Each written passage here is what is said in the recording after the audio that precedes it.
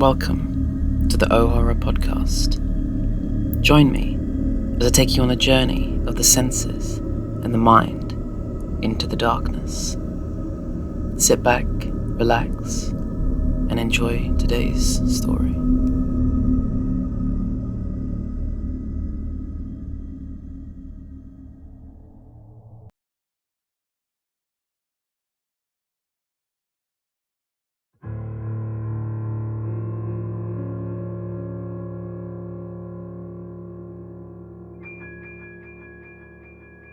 "20 Simple Steps to Ventriloquism." Step 13. Find a good place to work. Some time ago, after my animal dummy lady friend took off with her animal dummy boss, I moved into a derelict paper mill known simply as the Factory, which I discovered deep within the city's park. I own it now, or I might as well own it. Amidst the Vox's nocturnal suggestion, I put a few things together and made it happen. The choices that must be made in the name of greater ventriloquism sometimes require sacrifices that come in all matter of forms.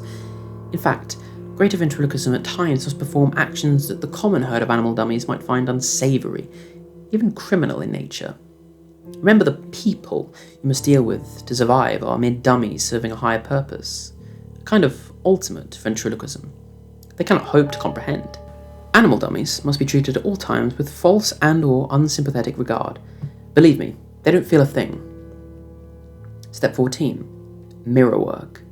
Your most dramatic transition from lesser to greater ventriloquism begins now.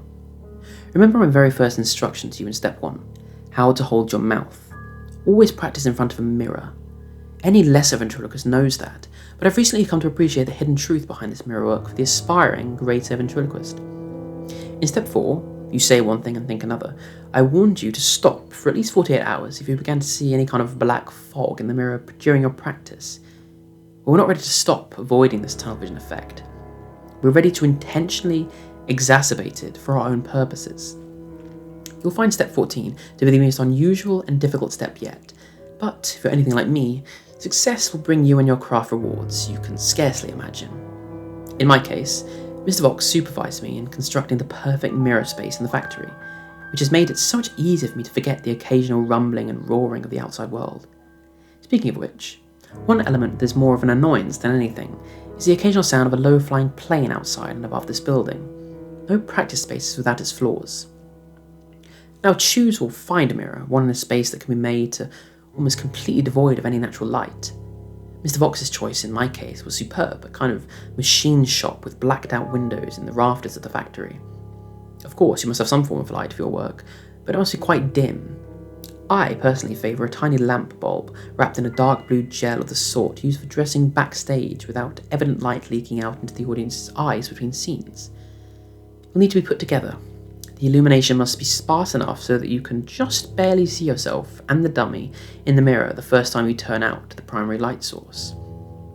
If possible, procure a tape player or some contraption and record step 15 as if it were a meditation or a relaxation exercise, even if you know that attempting to achieve greater ventriloquism is anything but meditative or relaxing. Replay this recording in the semi-darkness of your mirror space until you achieve the desired results. It may take many attempts, literally thousands of attempts, to accomplish the ultimate goal of this most exciting and challenging step yet, but with enough practice, you'll do just fine.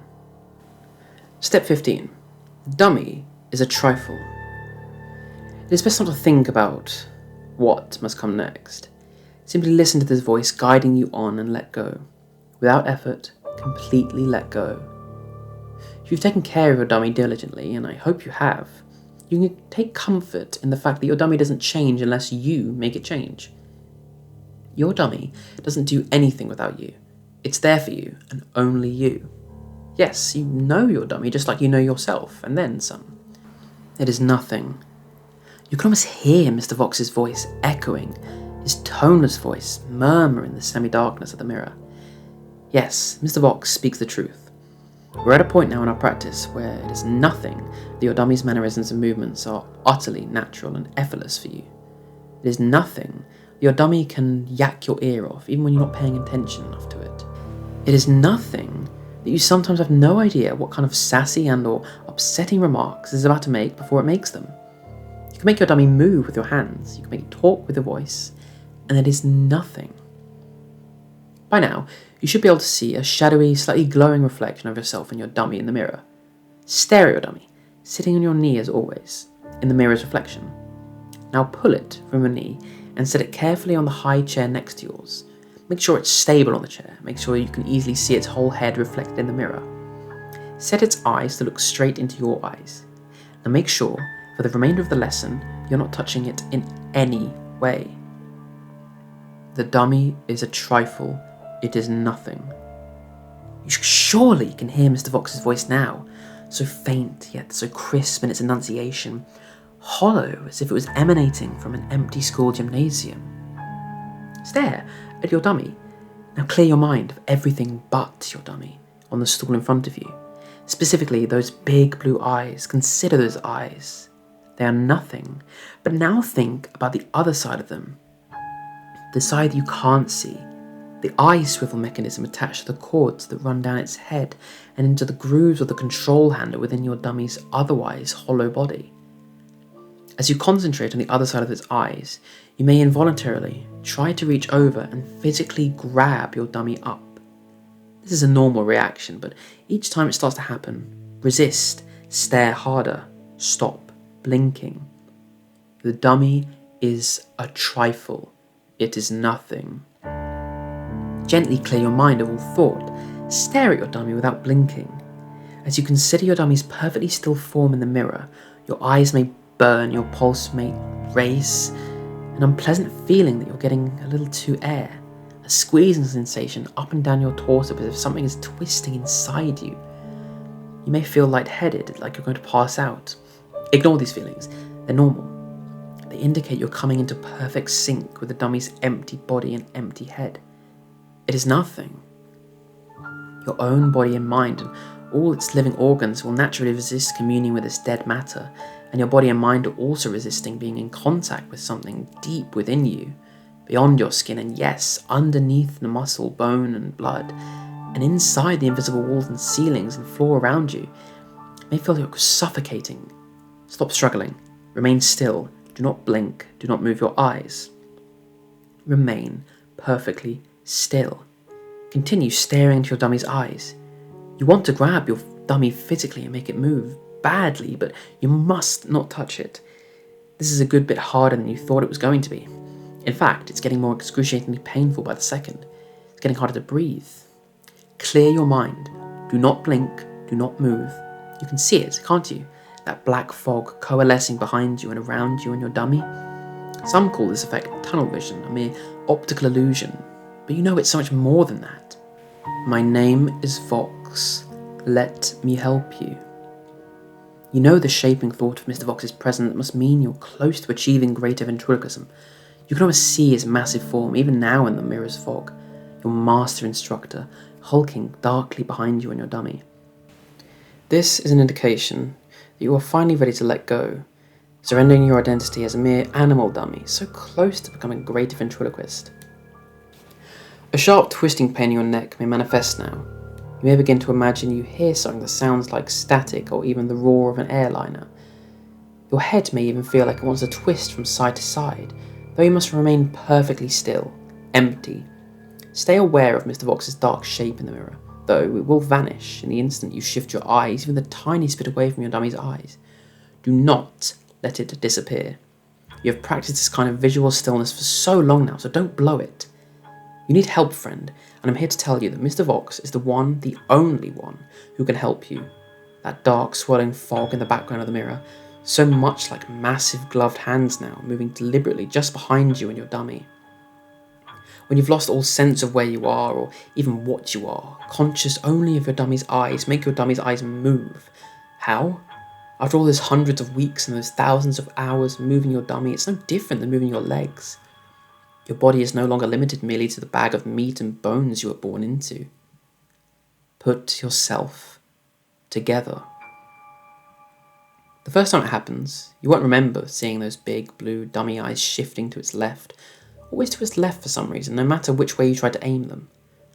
You'll see the dummy's eyes right up until you know they're about to move, and suddenly it seems that you're no longer looking at the dummy at all.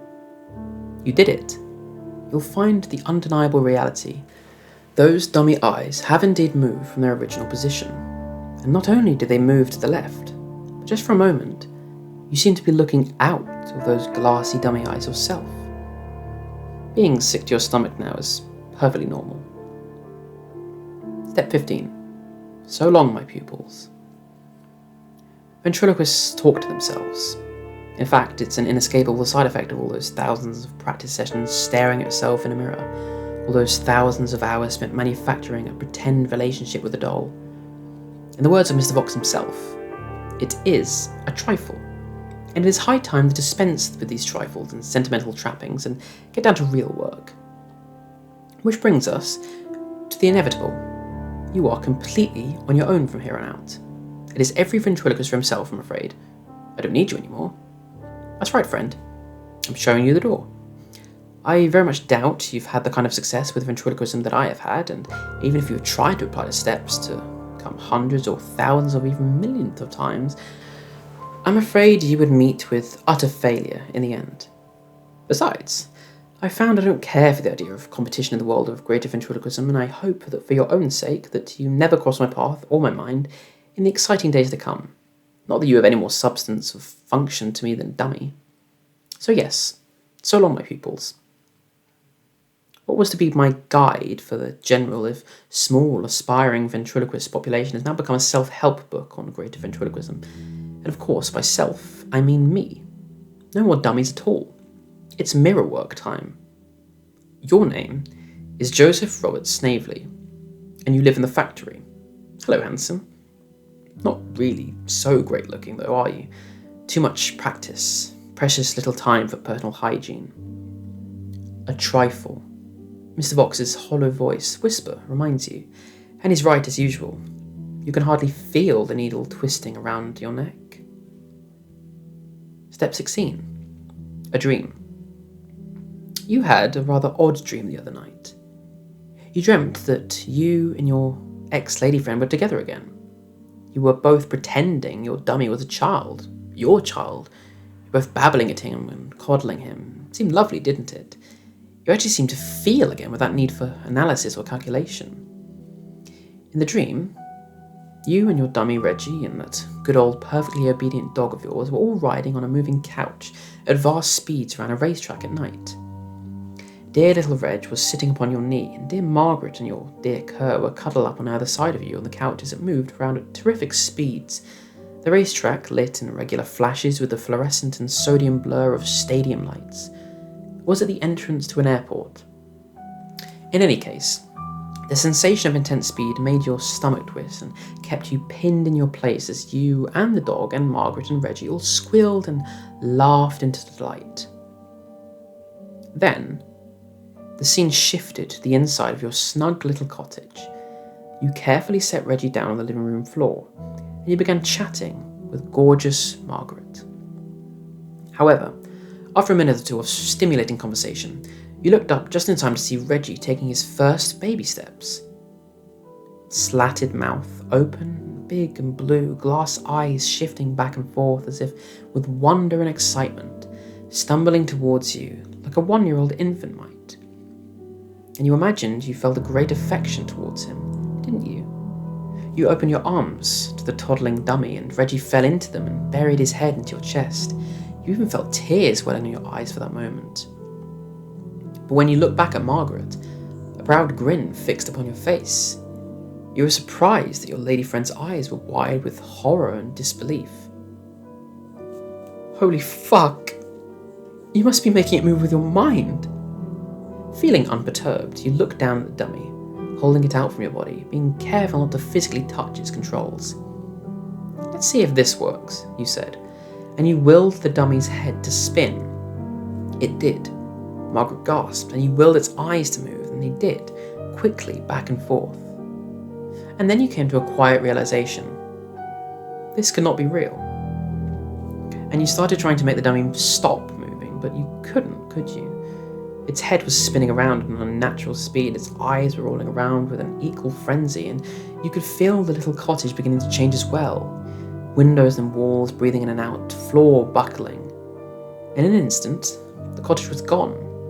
The dog was gone, the dummy was gone. You were in a void with Margaret, now staring at you with obvious panic and horror, as if you were in the midst of her own nightmare.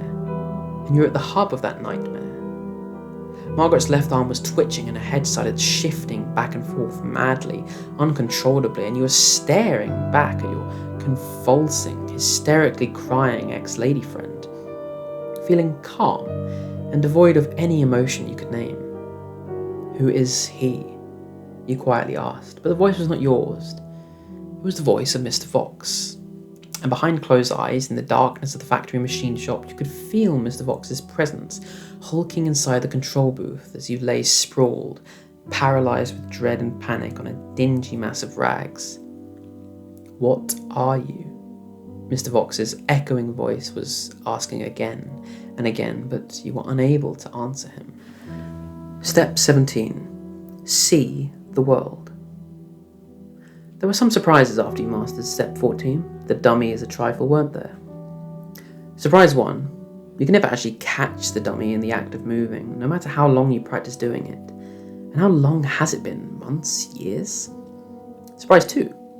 Moving the dummy without touching it has become natural and automatic so quickly, but these steps have always come easily to you, haven't they? Problem is, you often no longer consciously know where the dummy will show up anymore. And the black fog is always present now, so no matter how many times you blink your eyes, and Mr. Fox is always near, manifesting behind you and the dummy in the mirror, or at times striding powerfully towards you, huge right arm outstretched just out of the corner of your eye. You're beginning to suspect that Mr. Fox expects too much of you. Ever since you mastered Step 14, your stomach is a wreck, and you're not eating or drinking much either. That's normal. Surprise 3. You've lost the ability to throw your voice or make your dummy move in any conventional sense. But you can often hear what sounds like the click of a plaster mouth opening and snapping closed when you're trying to sleep on that filthy pile of clothing upstairs in the machine shop. You even tried to force the dummy to speak a couple of times, out of what you imagined was sheer boredom for real conversation, but you discovered that the sound of the dummy's voice had terribly changed the several times you attempted it. Horribly painful to the ear, like the tortured squeal of failing brakes on a car. In the meantime, you've taken to talking and writing to yourself out of force of habit. Worse still, you started attempting to speak with Mr. Fox and the voices, your voice and his voice, sometimes getting mixed up in this echoing, hazy factory. I would say that's normal, but I'm not sure that it is. Too bad. You can no longer evoke that old dummy's banter to keep us all in good company with its quick and positive wit. A trifle. Good point, Mr. Fox. What does it matter? Throwing your voice. Simple steps any fool could master. Trust me, I know what you're doing. You've gotten far enough beyond those parlour tricks now. Surprise 4? No. Try not to focus on these phenomena, or your progresses of greater ventriloquism may be hindered. Speaking of which, even though greater ventriloquism comes so naturally to you, and if you're honest, you know that ventriloquism is the only thing you've ever done competently, you still know deep down just what the dummy is going to do before it does it, don't you? More static. True. Try not to be anxious about all of this static. It is a trifle. Mr. Fox's toneless voice echoes through the semi-darkness of the factory. "Want to make a bet?" you reply. And you know what that old dummy of yours would say if it was still talking. "Get out of here, animal dummy," it would say. "See the world and show 'em what you got." The dummy's right, isn't it? You imagine you're lonely and hurting. You can't get that dream you had the other night out of your head. You imagine you miss your long-lost animal dummies, don't you? And you may well need their help. You imagine you miss them, even especially that duplicitous animal dummy ex-friend of yours. What was its name? Anyway, why not win it back? You could easily do that now. Thanks to your tremendous powers of ventriloquism, you can almost do anything. Step 18. Controlling animal dummies and beyond. Start with the street bum who sleeps near the old naval station down the hill from the factory. Remember, You've seen the drunkard many times before lurking around this seedy park area, and once gave it a quite start when the old bag of wind tried to break in some time ago. Foggy day, isn't it? No, not fog, it's only Mr. Fox. Just relax and take one step at a time. If you stop resisting, you'll find yourself almost floating towards that old heap of junk ahead. Good. There the rummy is, as expected, passed out under those filthy boxes, a bottle almost empty by its side. The dummy is a trifle. It is nothing. No, of course you're not going to intentionally hurt the poor rummy dummy, though just in case, just to make sure it's bound securely to that rusty pylon before you begin your practice. It's quite unconscious, and it is oblivious to the tightness of your belt around its wrists. Well, perhaps it's not true. It's rousing, after all, making quite a display of hacking and spitting.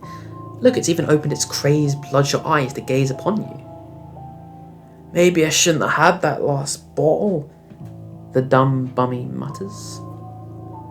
Do you think it looks real when it talks? Now simply stare at the rummy. Gently clear your mind of all thought and stare without blinking at this mad old thing tied up in front of you. My name is Fox. Let me help you. It's amazing how easy it is, how quickly it all begins. Who knew human limbs could be rearranged like that, or the human skin could be so flexible? And look, once his bones are quite gone, doesn't the old rummy dummy look rather like a slowly melting bar of dirty butter? Now that you can finally see what the practice of greater ventriloquism has wrought, it is quite a lot to handle, and it isn't a surprise that you are terribly sick to your stomach. That's normal. Step 19. You did it. Well, that's quite something, isn't it? You're back at the factory. What? You don't remember anything after that last bit with our unfortunate rummy dummy? Let's review. First, you never really got much further away from the factory than that, of course.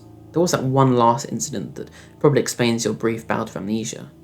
Can you recall Mr. Vox's presence vanishing for the first time in a long while, your gasping sobs of relief as you knelt over the rummy jelly in the suddenly brilliant light of the mid-morning sun? No? You don't remember the sudden thundering whine of that passenger jet above, preparing to land in the city's airport so nearby? You couldn't help yourself, could you? Your face craned to the sky, watching as the large airliner descended slowly some thousands of feet above you, landing gear locking into place. And you stared at it. And you could feel Mr. Vox's dreadful presence suddenly dense all around you and within you, like twitching tendrils of pitch shooting up towards the sky, followed by the airliner's unnaturally steep and speedy descent into the city's skyline just beyond your sight. Then a few moments later, a tremendous concussion, followed by a roar of muffled sound beyond the horizon, shaking the factory wall to its foundations and shattering most of its windows. Ever since then, the whole city has been in quite a state. Day of horror, jumbo jet disaster. See, this reporter dummy states that all 274 passengers on board were killed, and oh dear, hundreds if not thousands more were feared to be dead after the airline ploughed through a densely populated housing project. Mechanical errors suspected. You did it. You pushed the lever that pulled the cord that made an airliner go down. What a bad boy you are. Step 20. Ultimate ventriloquism. The early ventriloquists, or gastromancers, literally gut diviners, were priests, mostly ancient world hucksters who fooled the ignorant masses into thinking the hollow dummy idol next to them was speaking with the voice of a god. But every now and then, down through the ages, a special kind of ventriloquist animal dummy has fallen upon the secret of the only true god, the ultimate ventriloquist, staring a little too long at a reflection or an image of itself, unlocking secrets which in fact can only be discovered through the careful, diligent practice of lesser and then greater ventriloquism, which leads inexorably to the extreme dummy manipulation through the miracle of ultimate ventriloquist, that mysterious archon of manipulation and hollowing. It has so many names and truly no name at all.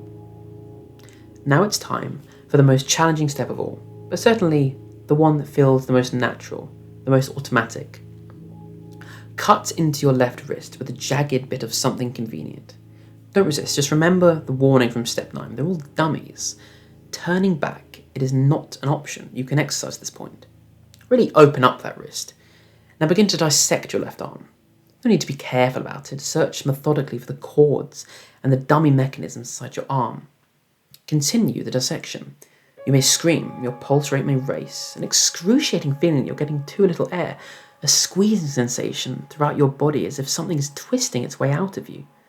You may begin to imagine you hear something that sounds like static or even the roar of an airliner. You may feel lightheaded, like you're going to pass out. Just ignore these feelings, they're normal. Now look at what you found. Look in that mirror at yourself one final time. See the twisting, pulsating, intricately connected, pulpy limbs within your limbs. Not only all inside, but like a great living web behind and all around you. See the bloody trendles for what they are. See that which twitches and pulsates within and outside of that torn, translucent flesh.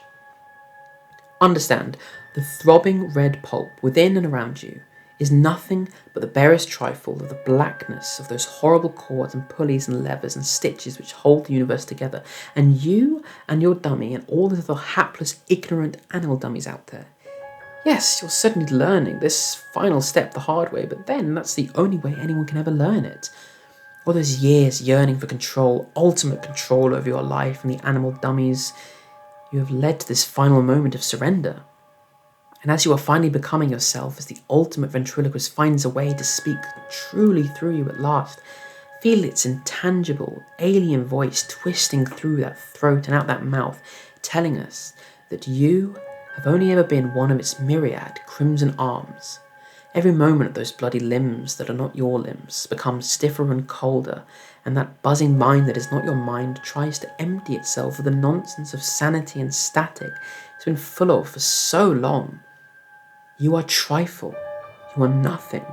Feel that voice that is not a voice bubbling through that mouth that is not a mouth. Let it purge you of your static. Let it fill you with its own static.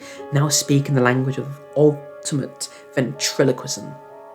That high-pitched, hideous glossalia savagely worming its way up through those exposed dead lungs and those exposed dead vocal cords. You did it. You finally become and found your dummy voice, which is indeed nothing like the voice you once recognized as your own, and those involuntary shrieks mount in volume and intensity.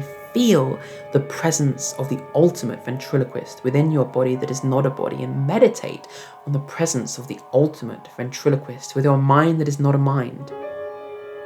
We greater ventriloquists are acolytes of the ultimate.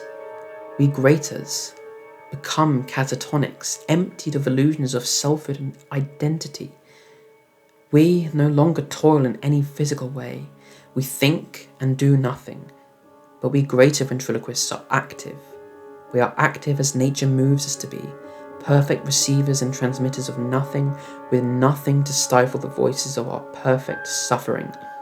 Yes, we greater ventriloquists speak with the voice of nature making itself suffer. Nothing could be more normal than that. This head is a useless mechanism. Cast it aside, we don't need it anymore. There's nothing but the voice of this pain and this panic thrown into the darkness. It all starts when someone like you begins to suspect that everything is a trifle. When someone like you looks at itself in the mirror a little too long, when someone like you melts the flesh of a street bum into a quivering puddle on the pavement, when someone like you brings down a plane, when someone like you reads these 20 simple steps to ventriloquism, when someone like you is put together, when someone like you is put together, when someone like you is put together, someone like